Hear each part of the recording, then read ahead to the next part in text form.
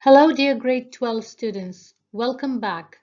Today, our lesson is listening from Module 10B.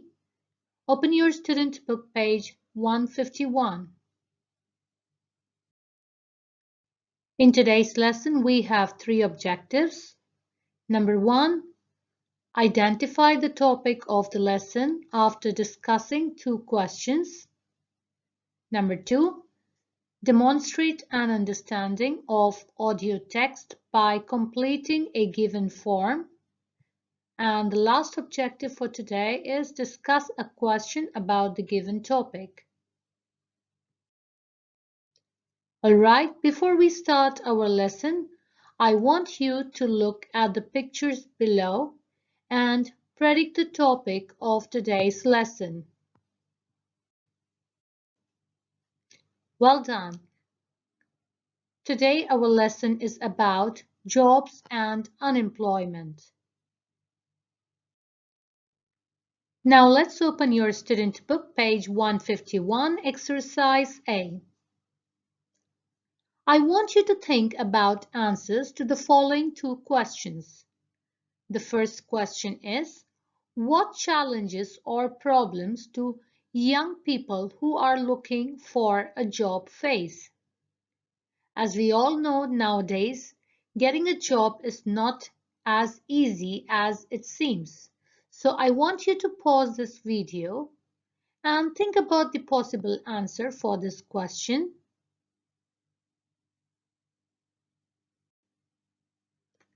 All right, I'm sure you're ready with your answers. So once again, let's read the question together.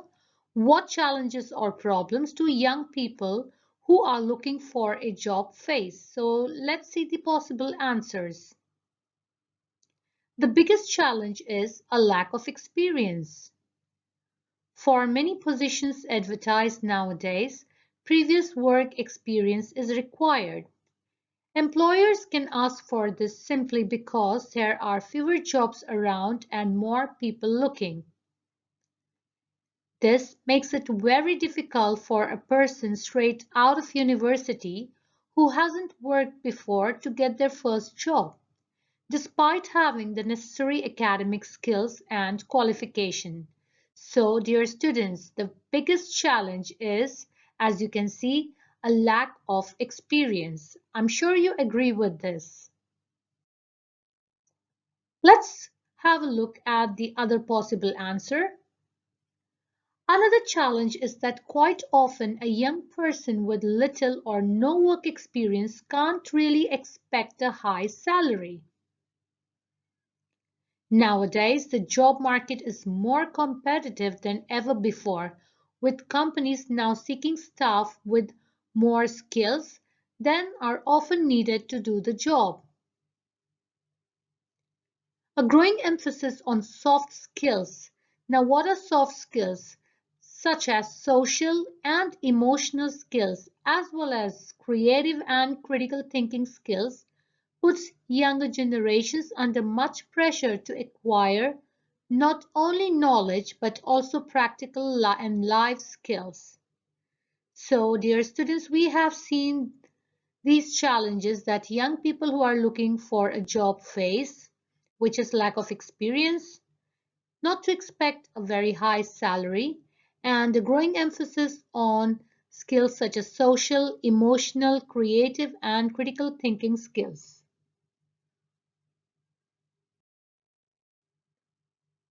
Now, once again, I want you to pause this video and think about answers to this question.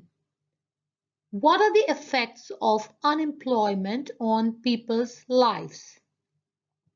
Once again, what are the effects of unemployment on people's life? I'm sure you are aware of this concept, unemployment. That means somebody without a job. So once again, you will pause this video for some time and think about the possible answers.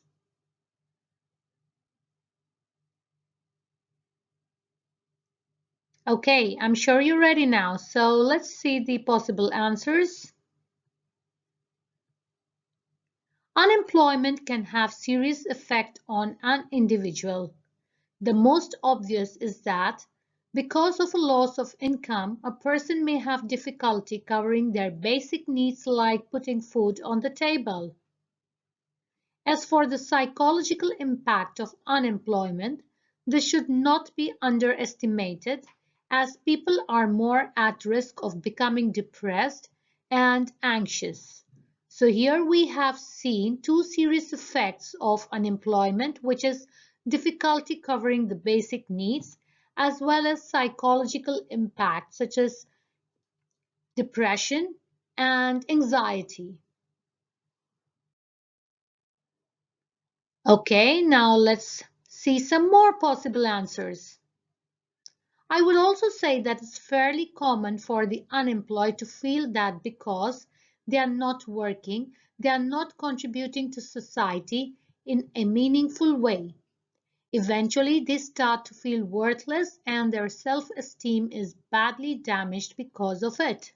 So here, as you can see, the young generation, they are not contributing to society because of unemployment. Eventually, as a result, they start feeling worthless and it results in the lack of self-esteem. All right, dear students, moving on to exercise B. Please once again open your student book, page 151. Now you're going to listen to a conversation between a man and a careers advisor, and you're going to complete the form below. Now what you have to keep in mind is you're not going to write more than 2 words or a number for each answer. Once again, write no more than 2 words or a number for each answer. All right, before we listen to the audio, let's have a look at the form here. You're going to write the personal details, followed by employment history, key skills, education and qualifications, and lastly, other notes. Now let's look at each of this part individually.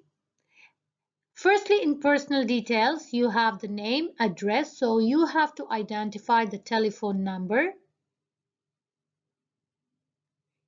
In the employment history, you have to identify the job title as well as length of employment. Then you have to identify the key skills and the language learned.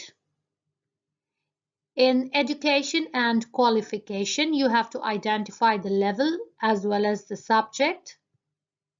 And lastly, other notes. You have to complete the following 2 blanks. I want you to read them carefully. Voluntary work helping computer users at the dash can start work in dash. All right, dear students, I hope you are ready now. So you will listen to the audio and you will complete the gaps. Listening. B. Listen to a conversation between a man and a careers advisor and complete the form below. Write no more than 2 words or a number for each answer. Good morning, Mr. Walker. Thanks for coming in. So today we're going to go through your work experience, qualifications and interests, and then we'll hopefully use that information to help you find a job that'll be suitable for you. Great. Okay, so I already have your personal details. Mr. John Walker, 15 Mallard Road, postcode T26002. Yes, that's right. I don't seem to have a contact number for you. It's 01214 960 367. Thanks. Right, let's start with your work experience. Well, I've always worked in IT. Okay, what was your last position? I was an IT project manager. Unfortunately, the company I worked for wasn't doing well financially, and it eventually closed down. How long were you there for? It was over 3 years. Yes, in fact, I completed 4 years just before I left. And before that, what were you doing? Let's see. Before that, I worked for a small clothing company, actually. I was a website designer. I was there for 8 years. Before that, I worked as an IT advisor. I only did that job for 2 years, though. Okay. Now, what would you say that your main skills are? Well, obviously, I have excellent IT and computing skills. I'm not sure what else. I suppose you could put down good communication skills as well. Let me think. I guess I have quite good negotiation skills. In my previous job, I had to consult with clients about new contracts quite often. What about languages? Do you speak any other languages? English is obviously my first language, but I can speak German pretty well too. I've also started learning Arabic, but I'm still at a very basic level, I'm afraid. Okay. And what's your educational background? What qualifications do you have?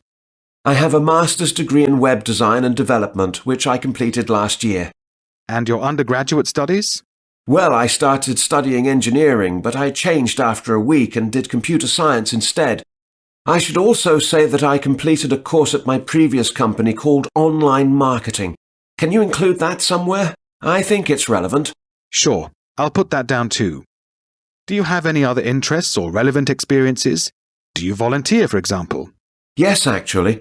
Once a week I go down to the local library and help people there use the computers. It's mostly just teaching them how to use the internet to apply for anything they need online.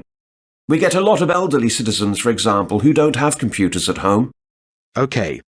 If you receive a job offer, how soon can you start work? Immediately, really. Well, maybe I would need 1 week to move my volunteering schedule around. Yes, I think that would be best. I'll put that down. Right. Now, let's move on to... Okay, dear students, I hope you are ready with your answers now, so let's discuss them together. Number 1, among the personal details, you had to identify the telephone number. So the correct answer is 01214960367. I hope you all got the correct answer. Secondly, you are supposed to identify the length of employment where he worked as an IT project manager, and the correct answer is 4 years.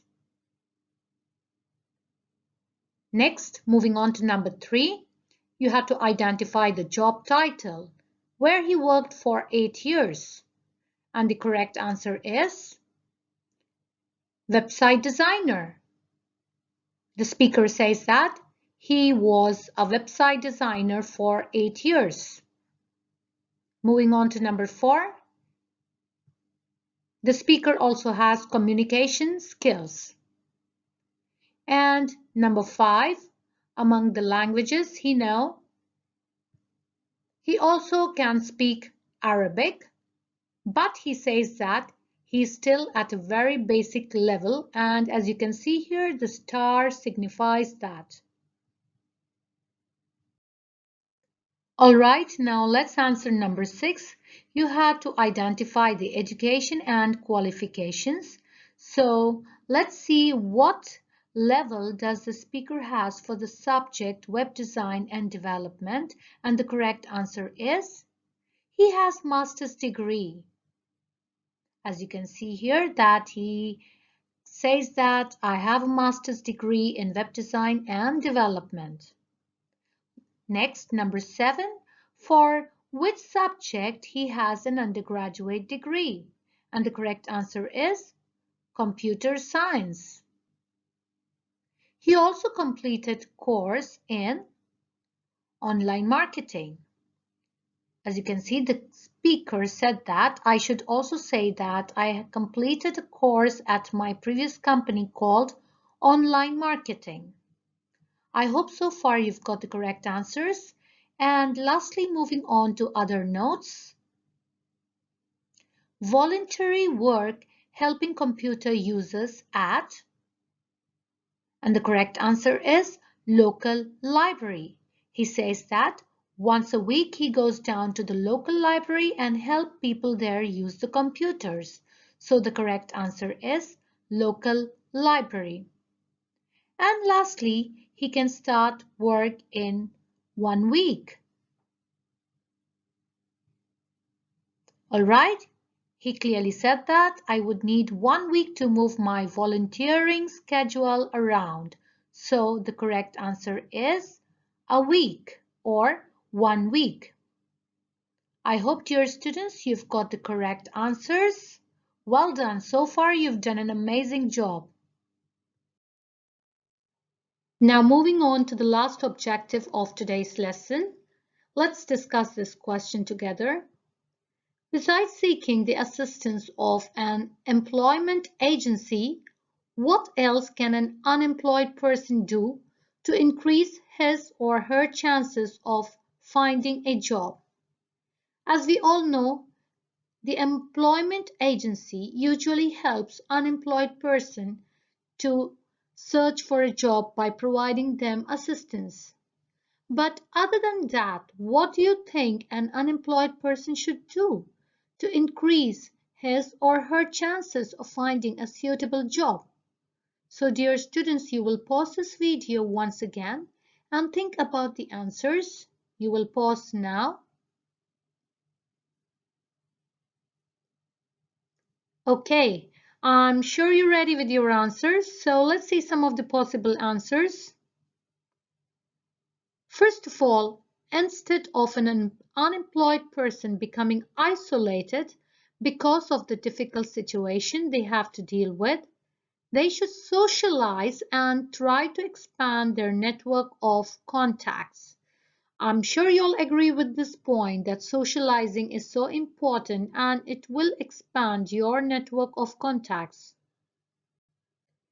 Old colleagues and friends can help them find their next job opportunity.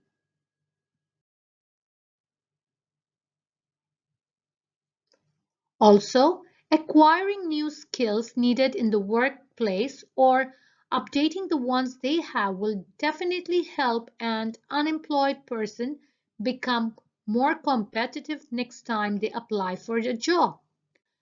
Definitely this point is very crucial. You have to update yourself with new skills. And lastly, volunteering is a great way to help an unemployed person not only maintain an active social network, but also add a new skill on their resumes and make a positive impression on future employers. So I'm sure, dear students, you have got similar answers, which is to expand your social network, contact old colleagues, friends, make new friends, then acquire new skills and update the ones that you have. And lastly, try to do some volunteering work.